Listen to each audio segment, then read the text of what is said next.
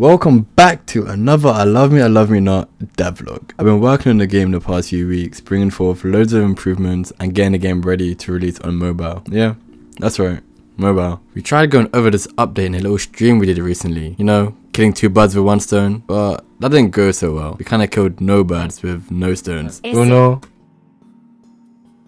gusta. So let's try again. We've increased the size of the pupils and animated them.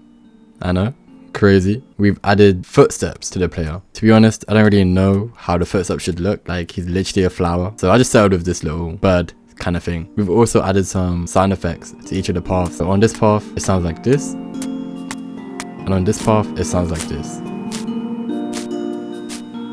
We've added a new character, Jorm. Jorm's a little mythical character known as Jorm. I think I said that right. And he's kind of the serpent of the world. But in this game, he's just a little worm. He will introduce new players to the game, kind of telling them what to do and where to go. Speaking of characters, I've also added shadows and blinking animations to each and every one of them.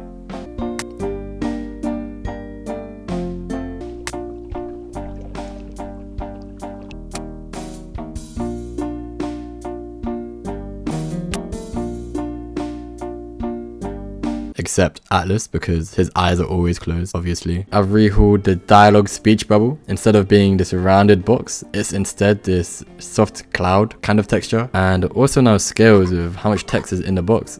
It's kind of cool.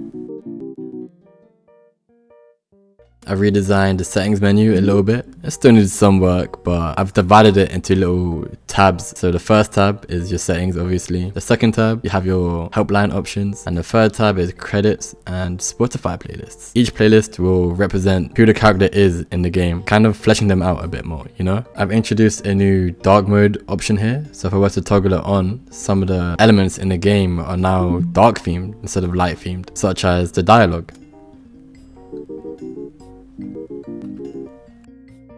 I've improved the animations of some of the items within the inventory, such as the notes and the to-do list. So whenever you bring it out, it plays a slightly unique animation every time. We've slightly improved the reward petal scene.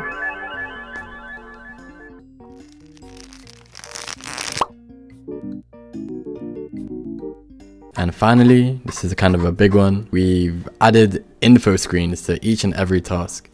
We've finally shown some love to Naveen. We rehauled his whole little pond area, adding lily pads, fish, and ambient sound effects. Look at them little fishies swimming. We've improved a load of mini games too. So starting with Aphrodite's mini game, we've just beefed it up a little bit. So when you practice a good habit, it shows a little plaster indicating that you're healing. And whenever you were to break a bad habit, it plays a smashing sound effect to show that you're actually breaking a bad habit.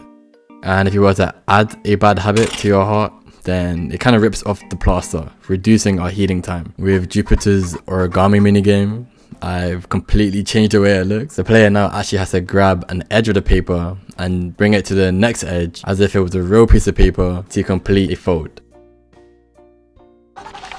Jupiter will also be helping you on the sidelines, telling the player step by step what to do. So if any player was keen on making this piece in real life, they could simply follow the steps right there. Now onto Neptune's minigame. We've added a lot more variety to the prompts that you can get, as well as the responses you can give to those prompts.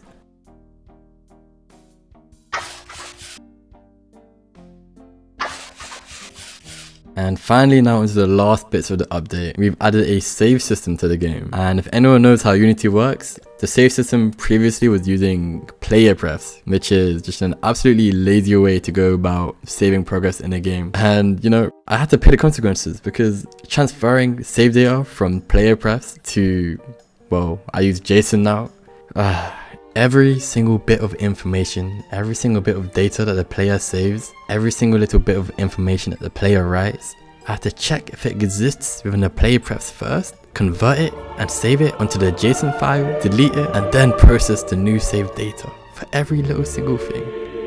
Next time, just do the hard thing and make a better system instead of doing it later, okay? Okay? Anyway, we've also obviously been working on the mobile part of the game. This just means I had to work on scaling, positioning, and of course, achievements. Everything's going very, very smoothly. I'm quite proud. And that is it for this update. So yeah. Okay, bye.